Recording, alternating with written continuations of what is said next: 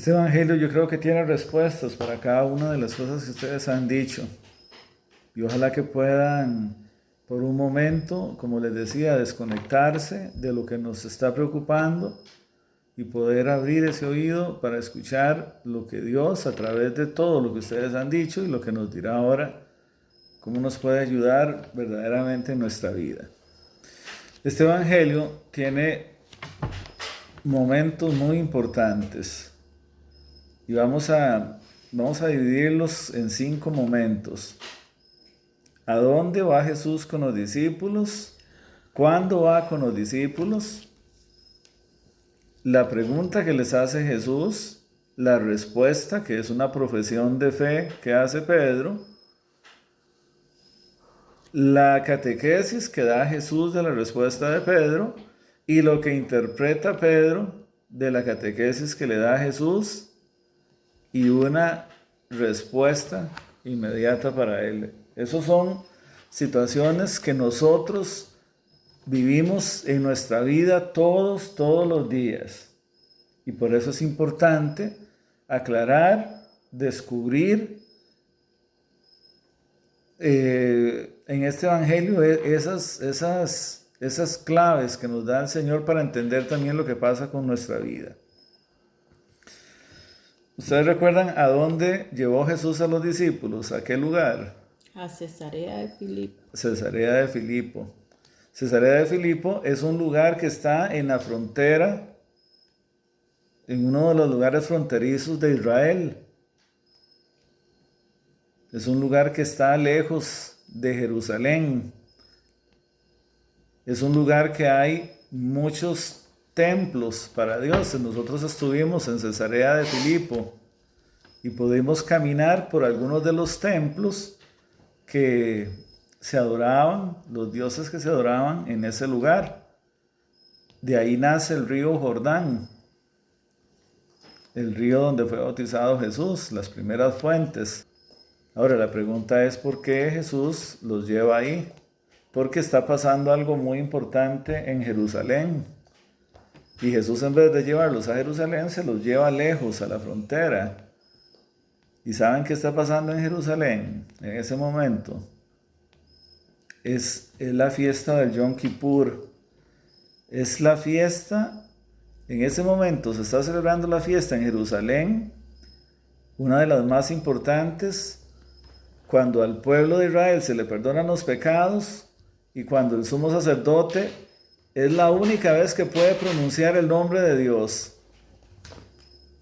Ellos no pronuncian el nombre de Dios porque pronunciar el nombre de Dios es evocar a Dios. Para un hebreo, ellos no dicen el nombre de Dios porque es llamarlo a la presencia y si yo veo a Dios me muero porque no puedo estar frente a la presencia de Dios. Entonces, para poder decir el nombre de Dios se requiere un proceso que hace el sumo sacerdote de purificación muy intenso. Eso está ocurriendo en Jerusalén. Es decir, el sumo sacerdote va a decir o va a pronunciar el nombre de Dios. Y vean lo que está pasando en tierra, ya no en el templo, sino en tierra pagana, donde Jesús los llevó a Cesarea de Filipo. ¿Qué fue lo que dijo Pedro? Tú eres el Mesías, tú eres el Kyrios. Pedro está haciendo lo que está haciendo el sacerdote en Jerusalén, pero lo está haciendo para nosotros. Esto que está haciendo Jesús es muy importante, porque lo que está diciendo es que Jesús se va a manifestar no solo al pueblo de Israel, sino a todos nosotros para decirnos que Él es el Mesías, Él es el que nos salva. Y lo está diciendo en una tierra cercana donde hay gente como ustedes y como yo que no creemos en Dios. Porque los que estaban en Jerusalén rezando y haciendo el sacrificio que se iba a hacer ahí de los corderos para expiación, esa gente sí creía en Dios. Pero se lleva a Pedro y a los discípulos, a unos pescadores, a un lugar pagano. Yo quiero que ustedes vean esto porque aquí nos está hablando a nosotros muy fuerte. ¿quiénes somos nosotros? Y Jesús no es un Dios de teoría, y por eso tiene un diálogo. Y le dice, para usted, ¿quién soy yo? Cuénteme, ¿quién soy yo? Lo que nos ha preguntado hoy. Y Pedro, vean lo que le dice Pedro. Usted es el Kyrios, usted es el Mesías. ¿Qué pruebas tiene Pedro para decirle a Jesús que él es el Mesías? Bueno, ha visto algunos milagros, ha visto algunas situaciones importantes que ha pasado en este año y medio de que Jesús anda con ellos haciendo milagros y dice, este carajo es diferente, hace cosas nuevas. Él es el Hijo de Dios.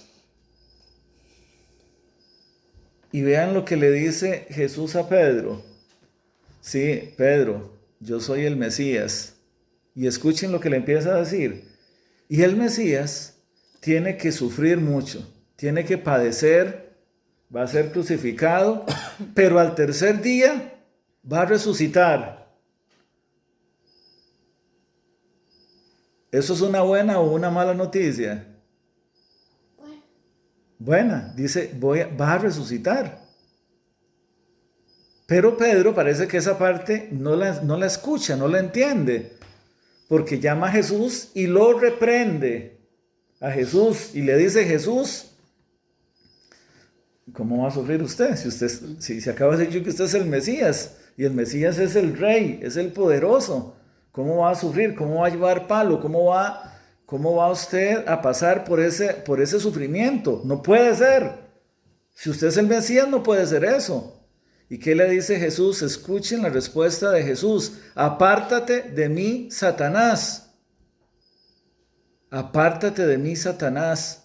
Porque los pensamientos suyos no son los pensamientos de Dios. Y aquí es donde nos vamos a encontrar nosotros, hijos, en nuestra historia. Porque a nosotros nos pasa lo mismo. Cuando nosotros tenemos una situación que no nos gusta, que nos maltrata, ¿qué es lo que decimos? Eso no puede ser.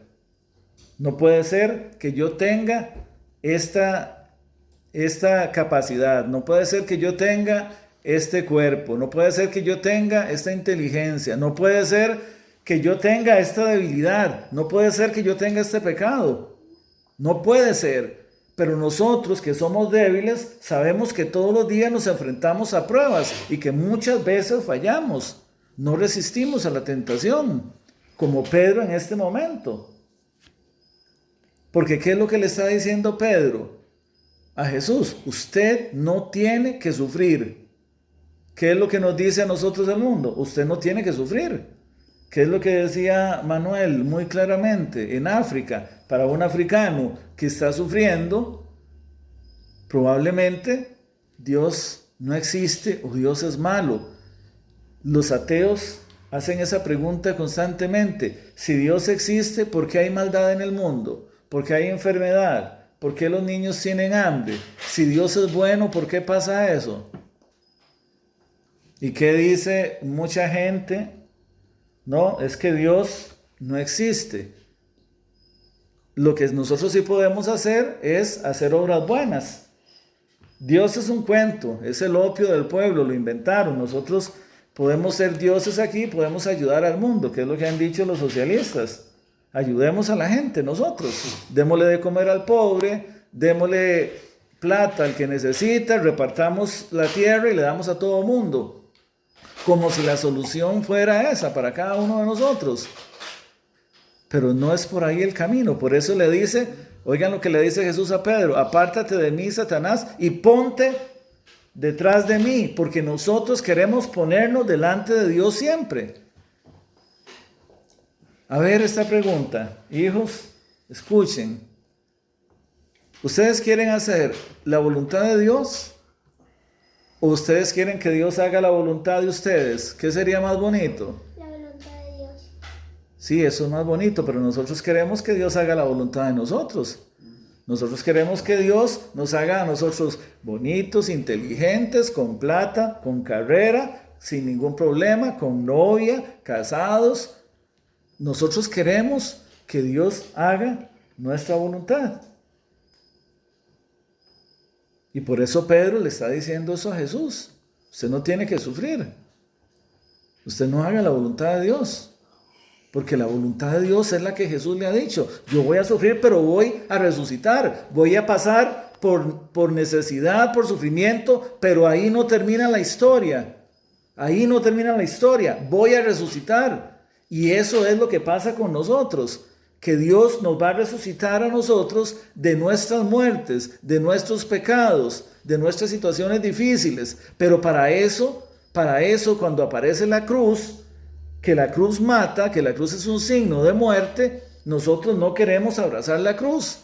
¿Y qué es lo que hacemos? Nos escapamos. Cuando algo no me gusta de mi vida, yo me escapo a través de el entretenimiento, a través de la droga, a través de muchas cosas, porque no quiero sufrir. Y Jesús lo que está diciendo es al sufrimiento, y le dice a ellos, si ustedes quieren seguirme, carguen con su cruz. ¿Qué quiere decir eso? Hay que enfrentarse a eso que a mí me da miedo, a eso que me mata. Hay que abrazar esa cruz y entrando en ese sufrimiento, con Jesús, que va con nosotros, vamos a poder entender que eso que yo pensaba que me mataba, esa situación que hoy llevo en el corazón y que me duele y que me maltrata, esa situación Dios la va a transformar en una cruz gloriosa que es la resurrección.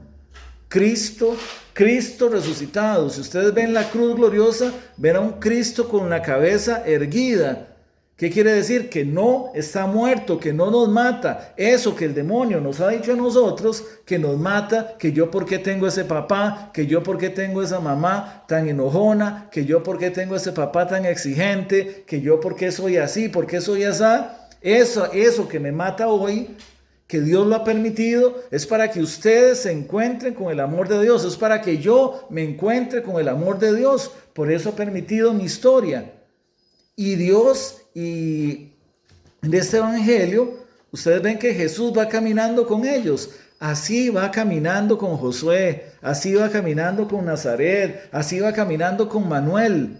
Y les está diciendo, miren, ustedes van a pasar por situaciones que tal vez no entienden, pero van a resucitar como yo voy a resucitar. A eso fue que vino Cristo, a sacarnos de la muerte que el demonio nos ha metido. Ojalá que ustedes hoy puedan ver eso. Yo lo he visto en mi vida. Yo he visto cómo el demonio me ha engañado tantas veces que he intentado escaparme. Y por eso yo puedo decir que Jesús es el Mesías, porque he visto cómo en mi vida las cosas que me han dado miedo, abrazándolas y entrando en esa realidad y sabiendo que Jesús va conmigo, me ha permitido hoy poder decir, aquí lo que importa es Jesucristo y cualquier otra cosa es pura vanidad, pura paja. Y por eso siempre les decimos, hijos, tengan eso que decía Juan Pablo. Cuando usted tiene una duda, hable con el Señor como si Él fuera su amigo, porque Él es su amigo. Esa es la forma de comunicarse con Dios. Decirle, Señor, no entiendo lo que estoy pasando, no sé qué hacer, ayúdame. No sé qué hacer. Estoy hablando con ese ser que camina a mi lado, que está conmigo. Ojalá que ustedes eso lo hagan siempre. Ante la duda, ustedes puedan decirle, Señor, ilumíname para tomar la mejor decisión. Ayúdame, porque Él lo va a hacer. Él lo va a hacer, Él se va a manifestar. Si hay algo que Jesús no deja de hacer, es respondernos, y nos responderá con palabras, con hechos, con situaciones, pero nos va a responder para que nosotros podamos escogerlo a Él, porque escogerlo a Él es la mejor decisión. Usted es el Kyrios, usted es el que me salva. Ayúdeme porque yo no me puedo salvar yo solo, yo no soy Dios, ayúdeme. Y el Señor los va a ayudar, no los va a defraudar, no los va a defraudar nunca. Jesucristo nunca los va a defraudar. Ustedes pueden perder la plata, pueden ser pobres, pueden tener cáncer, pueden tener lo que sea, que no los defrauda.